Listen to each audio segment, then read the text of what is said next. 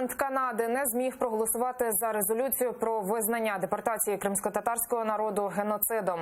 Депутат українського походження Борис Вжесневський спробував винести резолюцію на голосування, утім опозиція висловила гучний протест. Тож спікеру довелося зняти її. Адже для ухвалення документа потрібна одностайна згода членів парламенту. Якщо проти хоча б один, його не розглядають. Політологи таку ситуацію пояснили близькими виборами. Шанси проголосувати за резолюцію, кажуть у кулуарах, з'являться вже після парламентських перегонів.